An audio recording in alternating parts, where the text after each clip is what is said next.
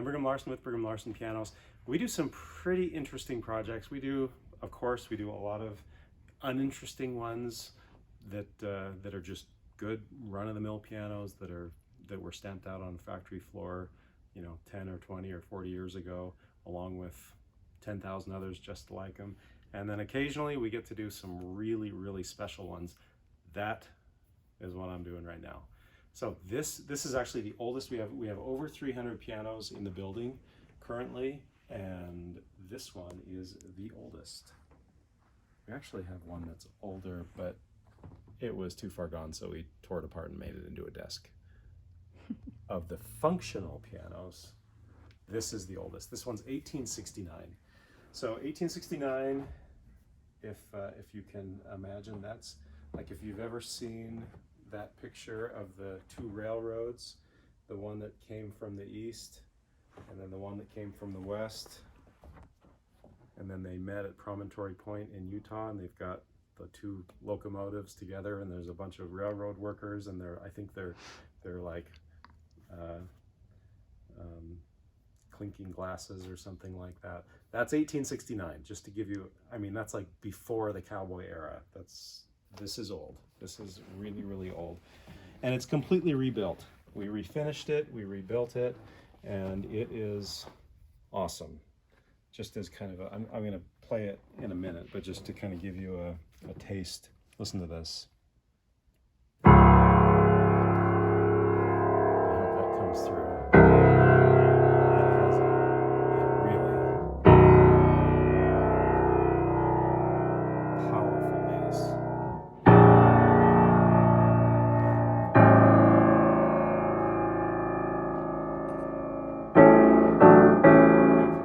Just a little teaser there. Okay, this piano, I don't know the history of it, but I can say with some certainty, just based on what this piano is, this for sure was in some sort of a grand mansion or an institution of some sort through the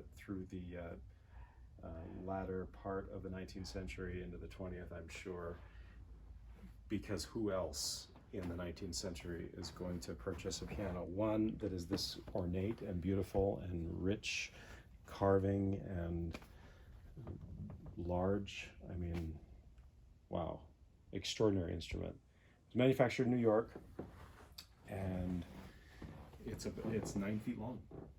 It's a concert grand. So this is an extraordinary, like truly an extraordinary instrument.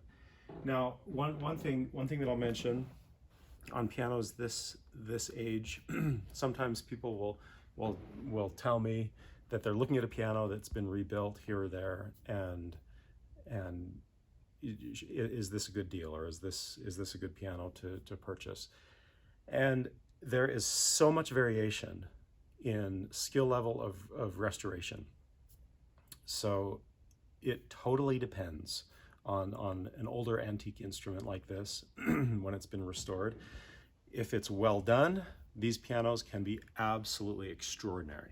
If it's not well done, they can be a disaster, and something that is just going to be a bother and a pain, and having to keep pouring money into to keep it up until you actually have it rebuilt right.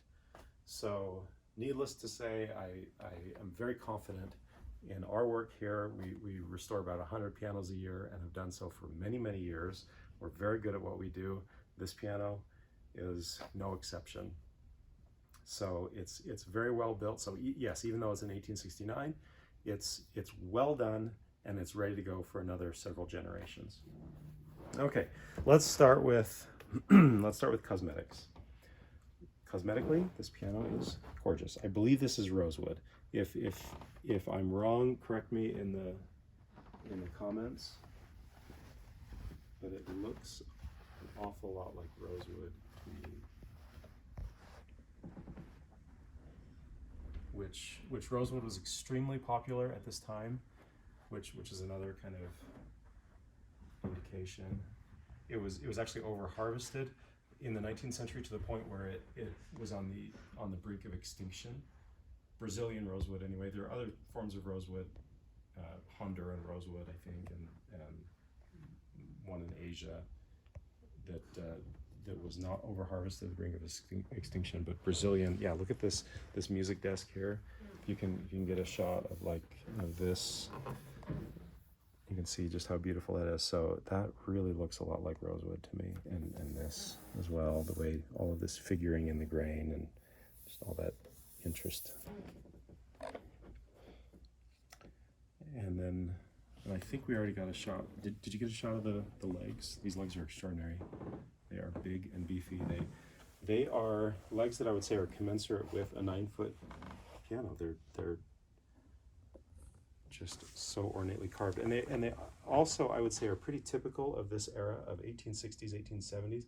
At this time, there were a lot of square grands that were built in the 60s and 70s, and that is how the legs look. So that's just kind of typical. Of course, at the time there were lots of different pianos with, oh yeah, look at this, even like the key slip here. Just all that grain is just so beautiful, and it was well refinished, really well done. I love how that looks. Okay, back to the pedals. So at the time, pedals were, 3 pedals weren't really a thing. They certainly weren't a necessity the way they are now, even though nobody really ever uses any other pedal other than the sustain pedal, or very rarely, I should say. So 2 pedals. The soundboard is original. The lines in it, those are areas where it's been repaired and filled in, and you can see other little repairs here.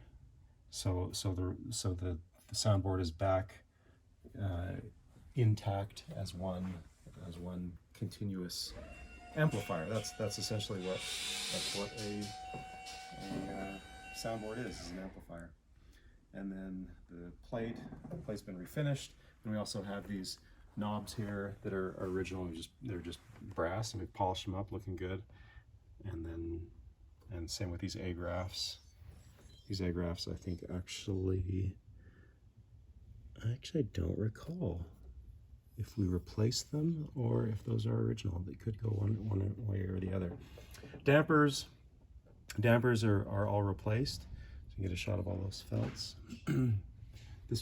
This piano is so large, these strings are so long that it down here in this section, just north of the first break, actually all of the bass, and then just on the side of the break, requires these essentially kind of over dampers as an additional. And let's get a shot straight down in there. You can see the shanks and flanges. Hammers have been replaced. Other parts in the action, it's all replaced with brand new, which is pretty typical for a piano from the 19th century, much less 1869. By the way, just to give you a little bit more context of just how old that is in the world of pianos, most pianos that we restore, generally the oldest ones are going back to about 1880, that's old. 1890 is old. So 1880, that's getting up there. 1870, that's really old. And then getting into the 60s, yes, it's the last year of the 60s, but 60s nonetheless, extremely rare that we do that. And then actually I'll say one last thing. I've spent some time in France with looking at pianos there, and that's the only place that I've seen that you can regularly, if you really look, you can come across pianos that are this old.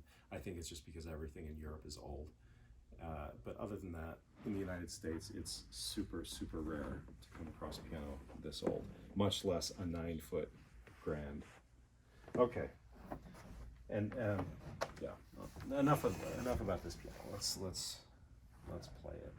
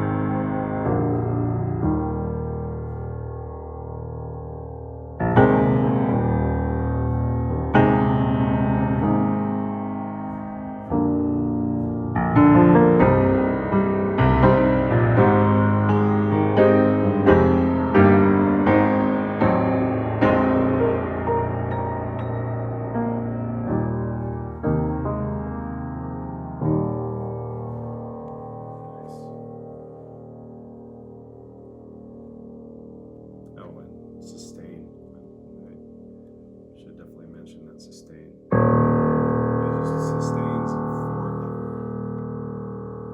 As long as you want it to.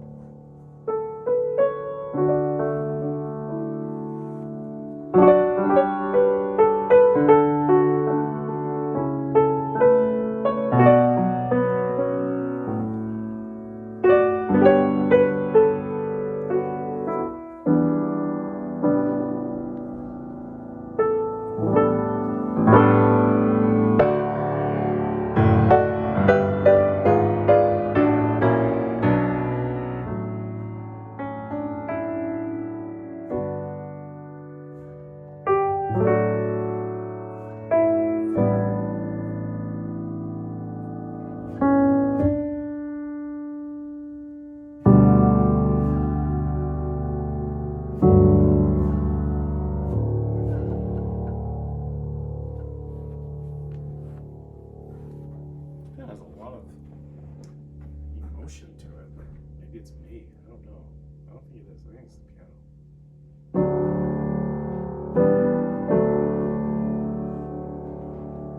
Okay, one last one. This is a lullaby that I used to play to my 21-year-old when he was 1 or 2. This was our nightly lullaby.